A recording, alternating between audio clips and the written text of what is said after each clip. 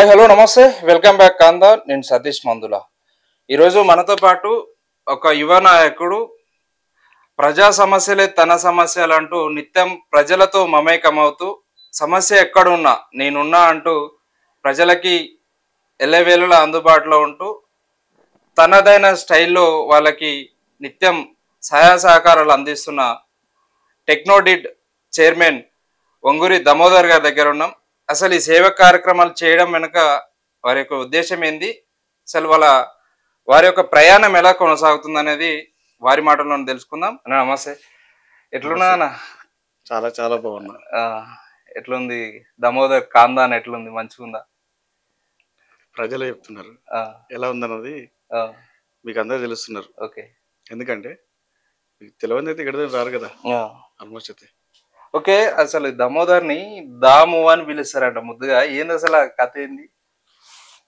కథ అంటే అప్పుడు ఉద్యమంలో మేము పనిచేసేటప్పుడు కానీ అప్పుడు కొంచెం మన ఊర్ల నుంచి వచ్చిన వాళ్ళని కొంచెం ఇక్కడ ఉన్న వాళ్ళని హైదరాబాద్కి అప్పుడు కొత్తగా రావడం వాళ్ళని కొంచెం భయపెట్టడం, కొంచెం ఇబ్బందుల పరం కొంచెం హైదరాబాద్ కొంచెం చేయడం తోటి అప్పుడు దానికోసం నేను కొంచెం పోరాటం చేసే కానీ కొంచెం ఎవరన్నా చెప్పేటోళ్ళకి కానీ ఎవరికన్నా విషయం కదా కొంచెం భయపడిచ్చేది కాబట్టి అప్పుడు దాము అనే పేరు ముద్ర పడిపోయింది.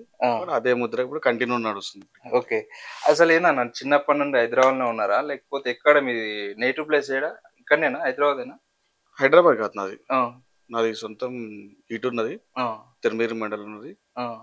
నేను ఇటు సొంత ఈటూరే, కానీ అక్కడికి వెళ్ళి నాన్న వాళ్ళు అంతా వలసలు వచ్చారు. అక్కడికి వెళ్ళి అక్కడి నుంచి ఇక్కడే ఇప్పుడు 30 ఏళ్ళ నుంచి కొత్తపేటలో ఉంటున్నాం మేమంతా. ఇక్కడ హైదరాబాద్ కొత్తపేట? హైదరాబాద్ కొత్తపేటలో ఉంటున్నాం మొత్తం. ఎడ్యుకేషన్ మొత్తం ఇక్కడనేనా? సూర్యాపేటలో జరిగింది కొంతవరకు. మళ్ళాడు ఉద్యమం చేసేవాళ్ళు, ఇక మనలాంటి కొంతమంది ఈ భయపడించిన చేసేవాళ్ళందరికీ సామాన్యంగా ఒక దగ్గర స్థిరపడి ఉండం మనం ఇక్కడ. కాకపోతే కొంత కాలం ఇక్కడ జరిగింది. తర్వాత సూర్యాపేటకు 9th 10th ఇంటర్ సూర్యాపేట జరిగింది. అక్కడ ఎట్లుంటుంది అన్న కుటుంబంలో పరిస్థితులు ఎట్లున్నాయి ఇప్పుడు? అంటే అంతా ఓకేనా? ఆల్వేస్ గుడ్, అంతా ఓకే, పర్లేదు, అంతా మంచిగా ఉంటుంది మాకు. అట్లానే అంటే దామోదర్ ఒకనొక సందర్భంలో అంటే ఇక నేను చనిపోతానేమో అని భయపడిన సందర్భం గిట ఉందంట. ఏంది అసలు ఆ కథ ఏంది? అలాంటిది అనేది 2 సార్లు జరిగింది అంతే. ఎప్పుడు అసలు ఉద్యమంలో ఒకసారి చాలా వరకు ఉద్యమం స్టార్ట్ అయినప్పుడు ఈ అందరం కలిసి నాగోల్ నుంచి కానీ ఎల్బీనగర్ నుంచి కానీ చాలా వరకు మేము అందరం కలిసి బస్సులు తలగబెట్టినప్పుడు కొంతకాలంలో పోలీసులు మమ్మల్ని ఇబ్బందులు పెట్టడం జరిగింది. ఆ తర్వాత కొంచెం మంది లోకల్గా ఉండేవాళ్ళు మన ఉద్యమం స్టార్ట్ చేసినప్పుడు వీడేంద్రబాయ్ ఉద్యమం చేసేటప్పుడు కొంచెం అటాక్ చేయడం నన్ను కొంచెం అవి జరిగినాయి. ఆ తర్వాత దాని తర్వాత కామన్ గా మళ్ళీ, ఎందుకంటే మన గురించి తెలిసినోడు ఎదురుగా డైరెక్ట్ వచ్చి మాట్లాడాడు, వెనక 100 మంది మాట్లాడతాడు, ఎదురుగా వచ్చినోడు ఎవరు లేడు. ఇప్పుడు అయితే బాగానే ఉంది. కరోనా టైంలో కొంచెం అంతే, కరోనా వచ్చి కొంచెం బాధపడ్డా. ఓకే, ఒకనొక టైంలో దామోదర్ ఆస్తులన్నీ కూడా కోల్పోయే పరిస్థితి కూడా ఉందంట కదా, అది ఏంది అసలు? అది ఎట్లా? అట్లా అంటే ఏం లేదు, కాకపోతే కంపెనీగా మనం నడుస్తున్నది కాబట్టి మన మీద ఒత్తిడి తేయడం, కొంతమంది ఒత్తిడి వేయడం, కానీ ఇక వీడు ఎలా ఎదుగుతాడు అనే కొంత కార్యక్రమంలో రాజకీయంలో తొక్కడం జరిగిందండి. అట్లా కొంచెం ఇబ్బందుల పాలైనా యథావిధిగా మళ్ళా తొక్కే అంత దమ్ము సామాన్య ఛాయిస్ ఎవరికి ఇవ్వను నేను. కాకపోతే మన దగ్గర ఉన్న లీక్లు కొంచెం జరగడంతో అది జరిగిందంతే. ఉద్యమాలు దామోదర్ ఎలాంటి ఉద్యమాలు చేస్తుండే? అంటే ఉద్యమాలు ఎవరి కోసం చేస్తుండే? ఇప్పుడు మీరు అన్నారు దాము అని ఎందుకు పిలుస్తారంటే కొంచెం ఒక రకంగా ఉంటుండే అని అంటుండే, మీరే అన్నారు కదా. అసలు ఉద్యమాలు దామోదర్ ఎవరి కోసం చేసిండు? ఏదైనా సరే బాగా గుర్తుపెట్టుకోవచ్చు. మనకి ఏదన్నా ఎవడన్నా నచ్చపోయేది. ఇప్పుడు మనం ఆల్రెడీ తెలంగాణ ఉద్యమం స్టార్ట్ అయింది. ఆ రోజు డప్పు సంకర వేసుకొని నేనే పోయినా. ఎవరు మనల్ని పిలిచేది ఉంది, నేను కూడా ఒక పాత్రని, నేను అక్కడ ఉండాలి, నేను అక్కడ చేయాలి ఉద్యమం, నా వంతు కూడా నాకు ఉన్నది అని చెప్పేసి హైదరాబాద్లో డప్పు నేనే సంకర వేసుకొని నేనే పోయినా. అప్పుడు నా ఓన్గానే నేనే పోయినా. ఉద్యమంలో అందరితో చేసిన, చాలా మంది ఉద్యమం చేసిన. ఓకే, అంటే ఇప్పుడు రాజకీయంలో నిత్యం ప్రజల్లో ఉండాలి, బయటకు ఉండాలి, సామాజిక కార్యక్రమాలకు అటెండ్ అవుతుండాలి. ఫ్యామిలీలో ఎట్లుంటుంది అసలు? కుటుంబంతో గడపడానికి కూడా టైం ఉండదు. కుటుంబం నుండి ఏమైనా ఇబ్బందులు ఉంటాయా పిల్లలతోటి కూడా, ఇంట్లో వాళ్ళతో కూడా? ఇవాళ ఫిక్స్ అయిపోయారు అందరు నా మీద. ఆ, ఈయన ఓన్లీ పబ్లిక్ సేవలోనే ఉంటాడు. ఉమ్, ఇక ఈయనతోటి మనం అలా క్లియర్ గా ఎక్స్ప్లెయిన్ చేసిన. ఉమ్, నేను ఒక పార్ట్ నుంచి ఒక పార్ట్ వరకే నేను ఉంటాను, మీతో జర్నీ చేస్తా. తర్వాత నాకు ఇప్పుడు కూడా నేను ఓపెన్గా చెప్పాలంటే నా నా మనసత్వం కూడా అంతే. ఇప్పుడు ఎక్కడ అన్నానం జరిగినా లేకపోతే ఎవరికైనా ఇబ్బందుల పాలన్నా నేను నాకు తెలిస్తే నా దృష్టికి వస్తే మాత్రం 100% చేస్తుంటా. అది కూడా ఫ్యామిలీకి నేను ఫస్ట్ చెప్పిన అందరికి. ఉమ్, నేను ఏదైనా కానీ నా సంపాదనలో నేను 10 రూపాయలు సంపాదించిన దాంట్లో 2 రూపాయల ఒక 3 రూపాయల సేవా కార్యక్రమం పెట్టుకోవడానికి నేను ఫస్ట్ చెప్పిన అందరికి. ఓకే. అదే విధంగా ఇప్పుడు మా తమ్ముడు కానీ ఉమ్, మా నాన్న కానీ మా అమ్మగారు కానీ ఉమ్, లేదా మా మిసెస్ కానీ ఉమ్, ఇప్పుడు నా పిల్లలు కూడా అదే చేస్తున్నారు. ఆ. ఇప్పుడు మా అబ్బాయి కూడా ఇప్పుడు అన్ని సేవా కార్యక్రమాలు కూడా వాడు పాల్గొంటున్నాడు. అబ్బాయి ఎన్ని సంవత్సరాలు ఉంటాను? అబ్బాయి వచ్చి ఇప్పుడు ఇంటర్ ఇద్దరు ఇప్పటి నుండే సేవా కార్యక్రమాల. ఆయన కూడా చేస్తూనే ఉన్నాడు. ఆయన కూడా ఆ. ఆల్మోస్ట్ ఇక ఏమంటారు ఎత్తు కూడా అయితే చెట్టు కూడా అయితే కంటిన్యూ చేస్తుండు. మనం కూడా సరే కానీ అని ఉన్నాం అంతే. ఓకే. అంటే ఇప్పుడు పొలిటికల్ గా అంటే ఫ్యామిలీలో ఎవరన్నా ఉంటున్నానా బ్యాక్గ్రౌండ్? ఇంత ముందు పొలిటికల్ బ్యాక్గ్రౌండ్ ఎవరికైనా ఉన్నదా మీ ఫ్యామిలీలో? బ్యాక్గ్రౌండ్ పొలిటికల్ అన్నది ఎవరికి లేదు. కాకపోతే ఇక మనమే ఇక ఆ రోజుల్లో హైదరాబాద్ నుంచి వచ్చిన వాళ్ళకు కొంచెం ఈ ఉద్యమాలకు డబ్బుకొట్టినీక లేకపోతే దేనికన్నా అది ఇది ప్రోగ్రామ్కి వెళ్ళేటప్పుడు కానీ నాకు కొంచెం ఇంట్రెస్ట్ కూడా సిపిఎం పార్టీలో పనిచేయడంతో, ఎంఆర్పిఎస్లో పనిచేయడంతో. కాకపోతే ఎక్కడైనా ఇది జరిగినా కానీ నేను ముందుండే కాబట్టి అది నా నుంచి నేను నేచర్ అయింది, అక్కడికి వెళ్ళి స్టార్ట్ అయింది. కాకపోతే తాత ఎప్పుడు చెప్పేవాడు ఎవరికైనా సరే మన నుంచి ఎవరైతే దగ్గర ఉంటామో వాళ్ళకి అన్నం పెట్టడానికి మాత్రం ఎలాంటి మనం ఆపదలు అయితే కలగొద్దు, వాళ్ళని మనమైతే ఉండాల్సింది అలా నేచర్ అని చెప్పి అదే మా నాన్నగారు కూడా గట్లే అన్నాడు. మన వల్ల ఎవరు ఇబ్బంది పడద్దు, మనకు వాళ్ళ ఇబ్బంది అనిపించినప్పుడు మన పక్క జరగడం మనం మంచిది, అట్లనే ఉంటాను. ఓకే. అంటే దామోదర్ ఇప్పటివరకు సేవా కార్యక్రమాలు చేస్తున్నాడు. అసలు ఎలాంటి సేవా కార్యక్రమాలు చేస్తున్నాడు? ఎవరికి చేస్తున్నాడు? ఆల్మోస్ట్ అందరికి తెలుసు. నేను కరోనా టైంలో 750 క్వింటాల బియ్యం హైదరాబాద్లోనే మంచిది. హైదరాబాద్లో నేను కరోనా వచ్చి నేను అయిపోయింది నా స్టేజింగ్గా, నేను డబ్బులు సంపాదించుకున్నా, అన్ని విధాలు ఉన్నాయి నాకు ఓపెన్గా మంచిగా ఉన్నా. కానీ నాకు కరోనా టైంలో నాకు అన్నం విసిరేయడంతో, ఆ మెడిసిన్ విసిరేయడంతో నాకు కొంచెం ఇబ్బంది అయ్యి ఇది లైఫ్ ఇది కాదురా బాయ్, ఇంత డబ్బులు సంపాదించుకున్నా నా దగ్గరికి ఎవడు రాలేకపోయాడు, ఎవరికైతే ఇబ్బందుల పాల్గొన్నారో చాలా లేని టైంలో ఇబ్బంది ఉండో వాళ్ళకి ఎట్లా ఫుడ్ పోతుంది అన్నది నాకు క్లియర్గా చూసి దానికి నేను మా నాన్నతో మాట్లాడినా. ఫస్ట్ నాన్న చెప్పిన, నాన్న మరి మనమే తిన్నికే లేదు, మనకే అన్నం పెట్టనీకి ఎవడు రాలేకపోయాడు, వాళ్ళు రాలే, నా జీతగాలు రాలేదు, ప్లస్ నా దగ్గర ఎంప్లాయీస్ ఎవడు రాలేదు, నా వ్యవస్థ ఎంత పెద్దగా ఉంది నా వ్యవస్థ, ఇప్పటి వరకు ఎవడు రాలేకపోయింది. ఇక్కడ మనలాంటి రాకపోతే వాళ్ళ పరిస్థితి ఏంది నాన్న, నా నుంచి అయితే నేను 750 క్వింటాల బియ్యం వరకు నేను తేవాలనుకున్నాను, ఇక్కడ ఉన్న సర్కిల్ వరకు మనం మంచుదామని ప్లాన్ చేసిన. మా నాన్న కూడా సరే నువ్వు ఏదైనా పోయినా కానీ సరే ఇబ్బంది కలగకుండా చూసుకొని అని చెప్పిండు. అదేవిధంగా నేను మూవ్ అయినా 750 క్వింటలు కూరగాయలు కానీ ఆక్సిజన్ చేయడం కానీ అప్పుడున్న ఎమ్మెల్యే గారు సుధిరెడ్డి గారు కూడా మాకు సహకరించాడు. ఆయన సహకారంతో కూడా కొంతమందికి సేవా కార్యక్రమం చేయడం జరిగింది అక్కడ. ఇదే కంటిన్యూ ఇక్కడ ఏమైందంటే ఇక్కడ చేసుకుంటే కూడా నేను ఊళ్ళల్లో కొన్ని కార్యక్రమాలు తిరుగుతున్నా కానీ చనిపోయినా కానీ ఎవరికైనా కానీ ఇప్పుడు యాక్సిడెంట్ చనిపోయినా కానీ కొంతమందికి ఇబ్బందుల పాలై ఒక చావు నన్ను బాగా ఇబ్బందుల పాలెట్టింది. అంటే నాకు చాలా బాధ అనిపిస్తుంది. అక్కడ వాళ్ళ మెసేజ్ చనిపోతే తన దగ్గర ఏమీ లేదు, అదొకటి సంఘటన చూసిన. ఇది మన కర్ణాటకలో నేను ఏదో చూసిన దాన్ని, కర్ణాటక అది భుజం మీద ఎత్తుకుని వెళ్ళిపోతే ఇప్పటికీ వీడియోలలో ట్రోలింగ్ జరుగుతుంది కదా, అది ఇబ్బంది. అలాంటి వాళ్ళకు మనం ఏదైనా సహాయం చేయగలమా అనే ఒక కాన్సెప్ట్ నేను పెట్టుకున్నా. ఆ కాన్సెప్ట్ ఇప్పుడు ఎవరికన్నా లేని వాళ్ళకి 5,000 కానీ 10,000 కానీ ఇంకా బియ్యం కానీ ఈ కాన్సెప్ట్ నేనే స్టార్ట్ చేసిన. ఇది ఇప్పుడు అందరు ఊళ్ళలో కూడా ఇది పాకేది. మనం నేను ఫస్ట్ అనుకున్నా, నేను చేసే ప్రతి కార్యక్రమం ఏదైనా సరే కానీ ఇంకోరికి మంచి మేలు చేయాలని చేసిన. అది ఇప్పుడు విజయవంతంగా జరుగుతుంది. ఆల్మోస్ట్ అందరు కూడా నువ్వు బాగా చూస్తున్నారు మీరంతా ఫొటోస్లో కానీ, ఇప్పుడు తుంగతుర్తి నిజంగా సూర్యాపేట కానీ లేకపోతే హైదరాబాదే కానీ ఇప్పుడు కంటిన్యూ జరుగుతుంది అది మనం పెట్టిన కార్యక్రమం. ఓకే, ఫస్ట్ ఆఫ్ ఆల్ నాది స్టడీ మీద ఫోకస్. చదువుకున్న ఎవరంటే ఇప్పుడు పిల్లలకు చాలా వరకు బాగా ఎట్లా అంటే డబ్బులు ఉన్న వాళ్ళు కొంచెం ప్రైవేట్ స్కూళ్ళకి వెళ్ళి ఫీజులు కట్టే వాళ్ళకు ఉన్న సోమత ఉంది, వాళ్ళకి వెళ్ళారు. కానీ ఇక్కడ గవర్నమెంట్ స్కూల్లో కానీ వెళ్ళే వాళ్ళకి కానీ కొంత వసతులు లేకుండా ఉంటారు కాబట్టి ఫస్ట్ నేను ఆ పిల్లలకు నేను ప్రిఫరెన్స్ ఇస్తాను. ఎందుకంటే వాళ్ళకు డ్రెస్సులు కానీ బుక్స్ కానీ ఇంకేదన్నా ఆ ఫీజుల విషయంలో కానీ ఎలాంటి ఇబ్బందులు ఉన్నా కానీ వాళ్ళని నేను 100% ఆదుకోవడానికి నేను అడిగిన ఉంటాను వాళ్ళకు. ఇప్పుడు చేసే కార్యక్రమం కూడా నేను అవే చేస్తున్నా. పిల్లలకే మాత్రం స్టడీ మాత్రం ప్రిపరేషన్స్ ఎక్కువ నేను స్టడీకి. ఎంతమంది పిల్లలకి హెల్ప్ చేసింది? నా దగ్గరికి వచ్చిన ప్రతి ఒక్కరు కూడా నా ఇంటిమేషన్ నా చెవు దాకా వచ్చిన ఏ విషయం ఎవరు తీసుకొచ్చినా కానీ నేను క్లియర్గా చేస్తున్నా. ఇప్పుడు మా ఊరు కానీ లేకపోతే మండలం కానీ ఇప్పటి వరకు చేసుకుంటున్నా. హైదరాబాద్లో చాలా ఎక్కువ చేసిన ఇంకా నేను హైదరాబాద్లో కూడా ఈ ప్రోగ్రామ్స్ అనేది ఎక్కువ చేస్తున్నా. ఆల్మోస్ట్ నేను చూస్తున్నాను అందరు ఆల్మోస్ట్ నా గ్రూపులలో కానీ అక్కడ కానీ చూస్తున్నాను ఆల్మోస్ట్ ఇక్కడంతా వాళ్ళంతా. ఇప్పుడు సేవా కార్యక్రమం అనేది ఇప్పుడు హైదరాబాద్లో ఉన్న గవర్నమెంట్ పిల్లలు చదువుకున్న వాళ్ళకి కానీ వాళ్ళకి ఇబ్బంది రకాలంగా ఉన్న వాళ్ళకు చేస్తుంటా. ఇప్పుడు 10th చదివి ఇంటర్కి వెళ్ళే పిల్లలకు కూడా నేను సాయం చేస్తా ఇక్కడ.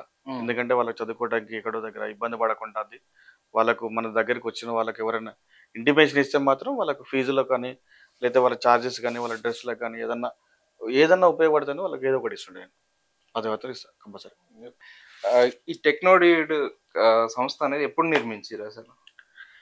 టెక్నోడీడ్ అనేది మా తమ్ముడు మేమందరం ఇక్కడ కష్టజీవులమే. అంటే ఏదన్నా పని చేసుకునేటోళ్ళమే. ఇప్పుడు మేస్త్రి పని కానీ లేకపోతే ఏదన్నా పని చేసుకునేటోళ్ళం. జీహెచ్ఎంసీలో కూడా వర్క్ చేసినాం మేమంతా. కానీ కాకపోతే ఏంటంటే మాది ఇది కాదు. మేము అనుకున్న గోల్ ఇది కాదు. మా నాన్నగారు కష్టపడుతున్నారు, మా అమ్మ కష్టపడుతుంది. ఈ గోల్ ఇది కాదు మాది. మనం ఏదో సంపాదించాలి అని చెప్పి తమ్ముడు కంటిన్యూ స్టడీ చేయడం, వాళ్ళకు మనం అందరం హెల్ప్ చేయడం. తమ్ముడు కూడా నేను ఇంటర్మీడియట్కి సూర్యాపేటకి వెళ్ళిపోవడం, ఈ అందరం డివైడ్ అయిపోయినాం. అందరం డివైడ్ అయిపోయి ఎవరి స్టడీ మీద వెళ్ళిపోయినాం. అప్పుడే మేము ఒక టార్గెట్ పెట్టి ఫిక్స్ అయినాం, ఎదగాలి ఎలానన్నా. మళ్ళీ తొక్కాలని ట్రై చేసిన ప్రతి ఒక్కడికి కింద కూర్చోబెట్టిన ప్రతి ఒక్కడికి మనం కూడా ఒక సమాధానం కావాలని ఫిక్స్ అయ్యే బయటికి వెళ్ళినాం. అదేవిధంగా ఇలా మేము ఇద్దరు కష్టపడ్డాం. దానికి ప్రతిరూపం మాకు టెక్నాలజీ ఐటీ కంపెనీ. మీ తమ్ముడు ఎక్కడ ఉంటాడు అన్న? మీ తమ్ముడు గారు యుఎస్లో ఉంటాడు. తను పాప కూడా మా మరదలు కూడా డాక్టర్ అక్కడే. తను కూడా మంచి చాలా మేధావి. తను కూడా ఇక్కడ అక్కడ కూడా ఆమె కూడా ఇప్పుడు డాక్టరేట్ చదువుతుంది మళ్ళీ. ఇంకా అంటే ఆల్రెడీ డాక్టరు. ఆమె గవర్నమెంట్ ఎంప్లాయ్, మన గాంధీ హాస్పిటల్ ఆమె ఎంప్లాయీ. కానీ అక్కడ మళ్ళీ ఆమెని యుఎస్ పంపించి మళ్ళీ చదివిస్తున్నాం మనం. ఎందుకంటే ఫ్యూచర్లో మనము ఒక అంటే మన సేవా కార్యక్రమంలో తను అంత భాగం కావాలి కాబట్టి తను కూడా ఒక మైండ్లో ఉండేది, నేను ఫ్రీగా ఇక్కడ హాస్పిటల్ పెడతాను తను కూడా అన్నది. అది కూడా తొందరలోనే ఒక 2-3 సంవత్సరాల్లోనే అనుకుంటున్నాం మేము ప్లాన్. అది కూడా తుంగతుర్తికే, అది కూడా ప్లాన్ చేస్తున్నాం. ఓకే. ఇప్పుడు దాదాపు మీరు ఇన్ని ఏళ్ళ నుండి సేవా కార్యక్రమాలు చేస్తున్నారు. యువతకి ఏం సందేశం ఇవ్వాలనుకుంటున్నారు మీరు? అంటే చాలా వరకు యువత ఎంప్లాయ్మెంట్ లేక చాలా మంది రోడ్ల మీద తిరుగుతుంటారు, మీరు చూస్తూనే ఉంటారు డైలీ. అంటే చదువుకొని మధ్యలో కుటుంబ పరిస్థితుల వల్ల చదువు మధ్యలో ఆపేసిన వాళ్ళు ఉంటారు.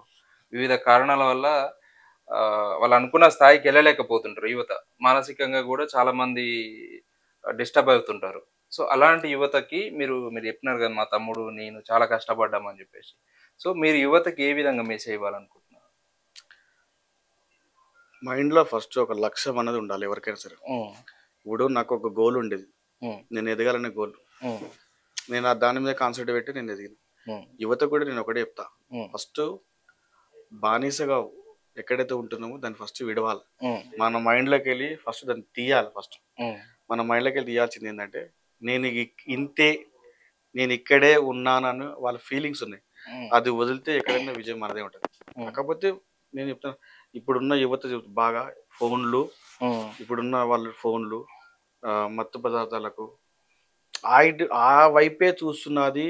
ఎంజాయ్మెంట్ యూట్యూబ్లలో కానీ వాట్సాప్లలో కానీ ఫేస్బుక్లలో కానీ ఏదో అమ్మాయి చాట్ చేయడం, ఆ అమ్మాయి దొరకడం, ఈ లవ్ ఇవన్నీ అటు సైడ్ వెళ్తున్నారు. కానీ యువత ఎక్కడ పోతుంది అనేది ఒక్కసారి వెనక్కి తిరిగి చూసుకోలేరు వాళ్ళు. ఇప్పుడు కూడా చెప్తున్నా, అసలు వెనక్కి తిరిగి చూసుకోలేదు వాళ్ళు. ఇప్పుడు కూడా వాళ్ళ లక్ష్యం అనుకున్నది తెలిస్తే వాళ్ళకి ఆటోమేటిక్ వాళ్ళు కూడా సెటప్ అవుతారు.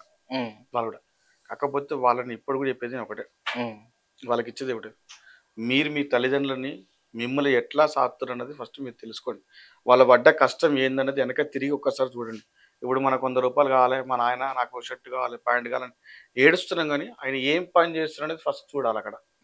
అది చూస్తే మనం ఇక్కడ అడగలేం. ఇప్పుడు బాగా గుర్తుపెట్టు, హాస్టల్ నుండికి ఈ విలువ తెలుస్తుంది. హాస్టల్లో మనం చదువుకోవడానికి వెళ్ళినప్పుడు మన బాధ తెలుస్తుంది.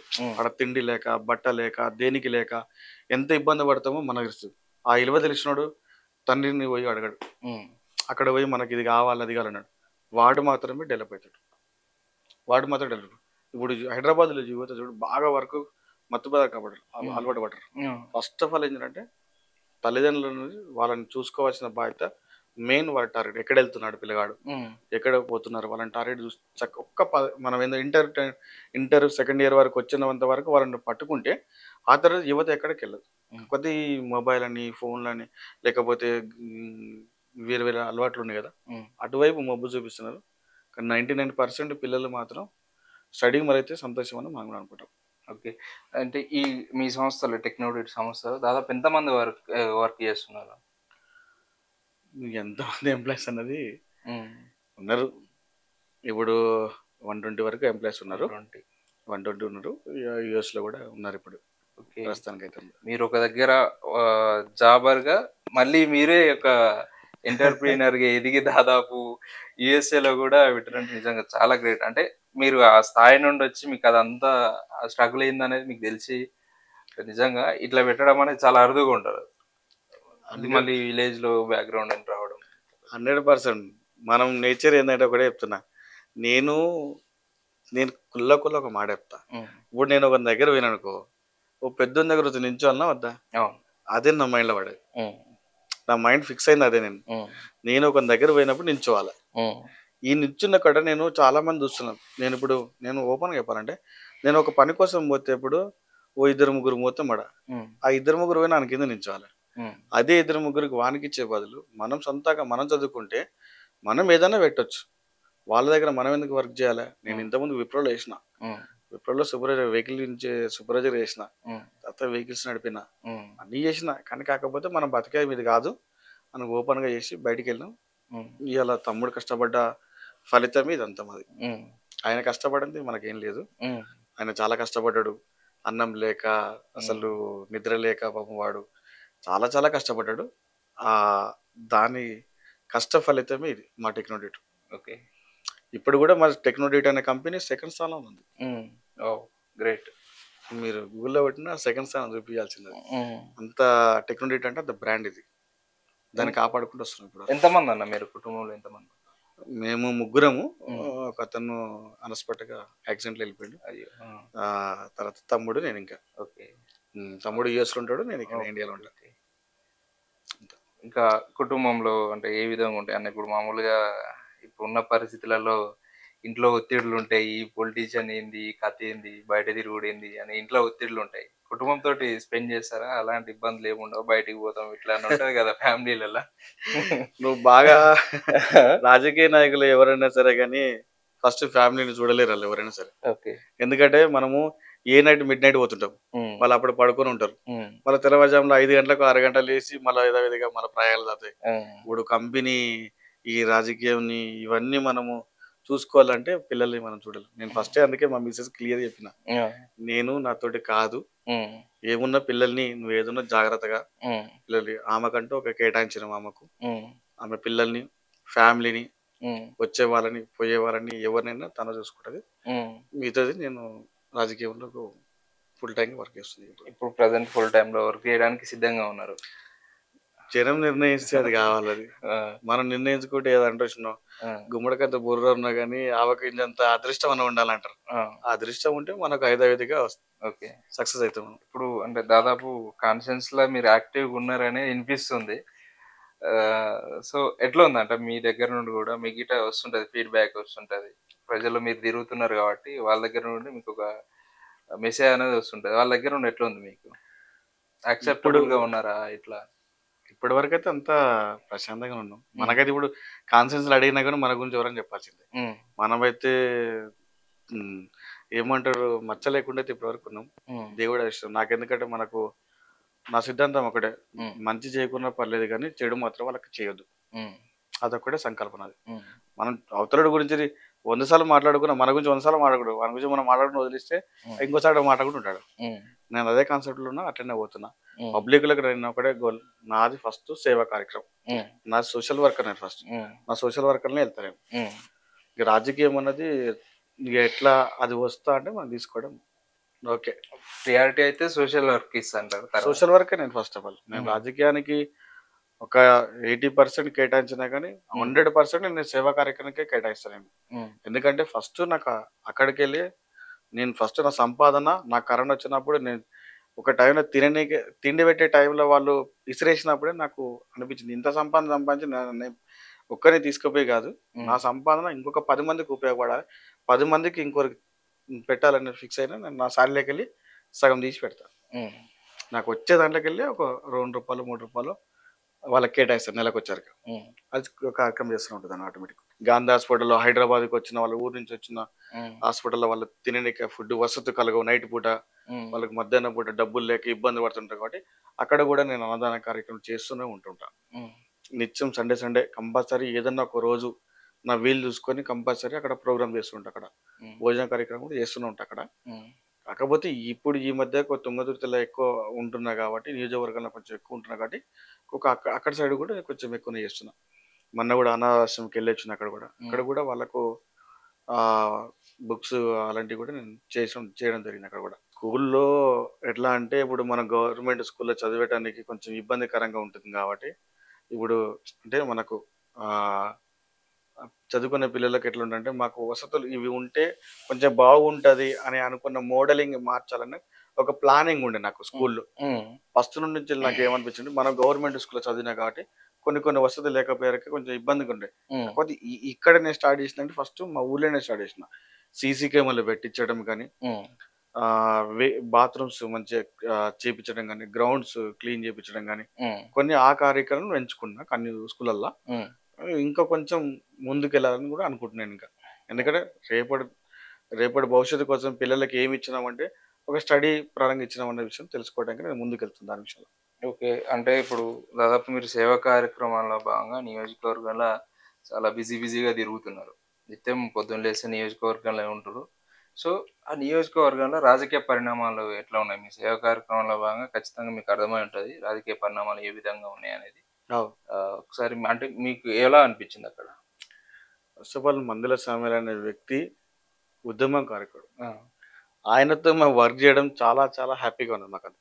ఎందుకంటే ఇవాళ తుంగతుర్తి నియోజకవర్గానికి ఇంతమంది ఎమ్మెల్యేలు వచ్చారు, ఇంతమంది మినిస్టర్లు వచ్చిపోయారు, కానీ ఇవాళ మందుల సామ్యాల్ అన్న వచ్చినాకనే తుంగతుర్తి నియోజకవర్గం ఒక కళ వచ్చింది.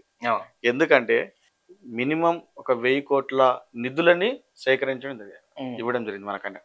ఎందుకంటే ఇప్పుడు కాలేజీలు కానీ, ఇండస్ట్రియల్ పార్క్ కానీ, లేదా స్కూల్స్ కానీ, ఏదైనా సరే సబ్జెక్టు పరంగా తీసుకుంటే మాత్రం యువతని ఎక్కడైతే పోతున్నదో దాని దారిలో పెట్టడానికి మాకందరికి ఇప్పుడు చెప్తున్నాం చదువుకోవడానికి మేము సూర్యాపేట దాకా వెళ్ళేది ఇప్పుడు, కానీ ఇప్పుడు తిరుమేరు వరకే వచ్చింది మనకు.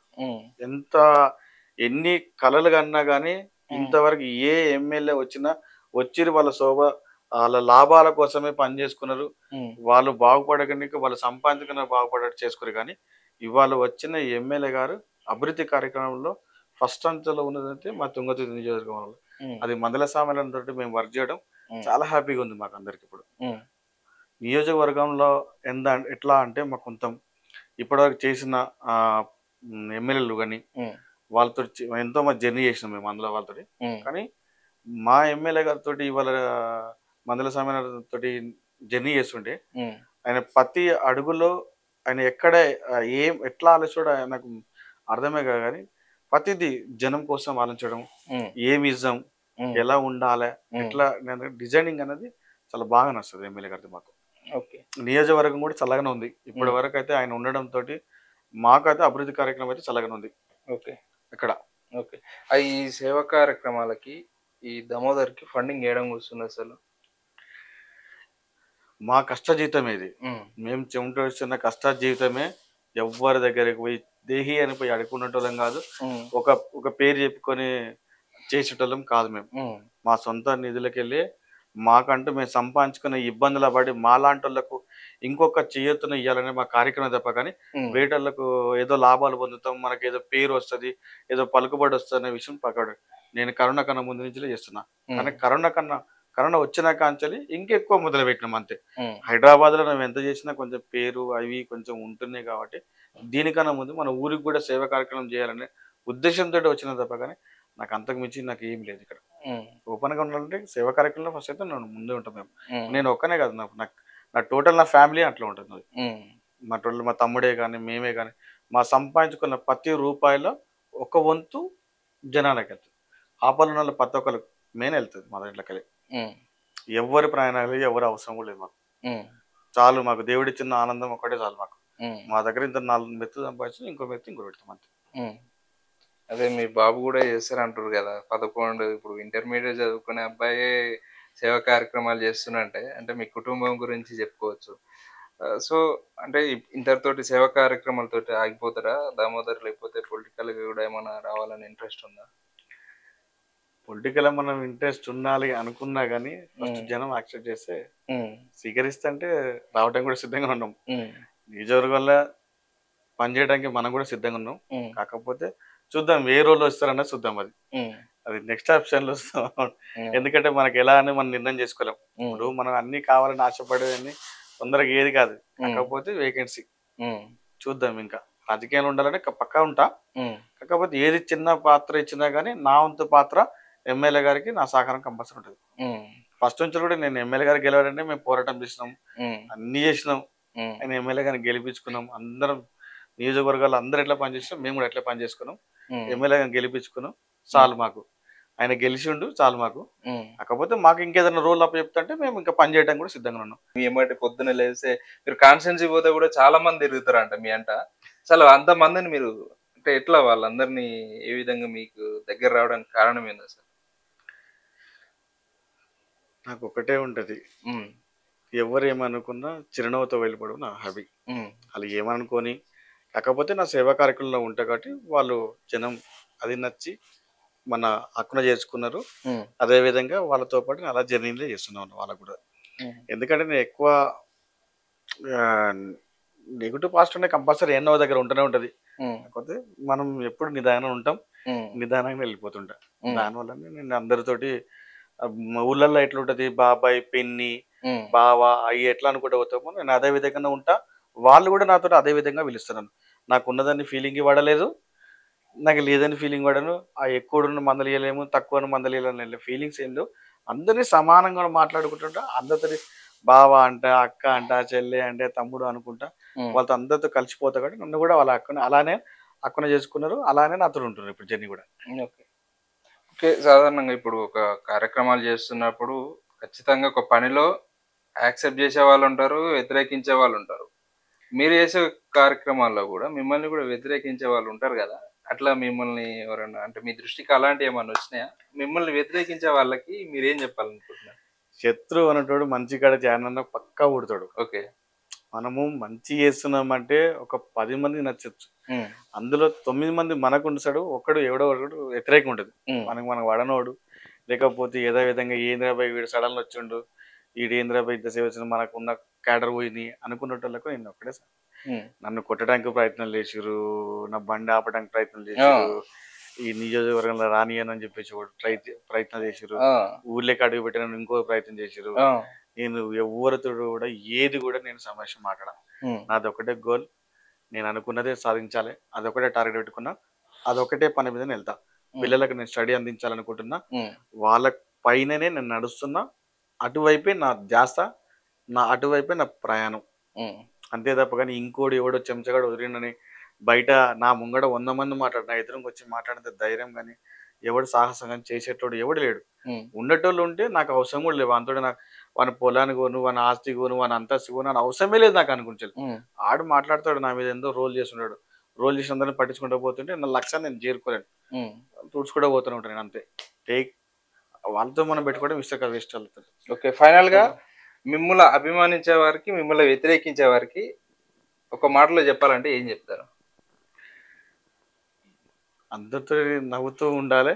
అది మొత్తం అందరితోటి నేను ఏదైనా ఒకటే మాట చెప్తున్నా, ప్రేమతో ఉంచుకోవడం, అందరిని ప్రేమించడం, అందరితో ప్రేమతో ఉండడమే నాకు కావాలి.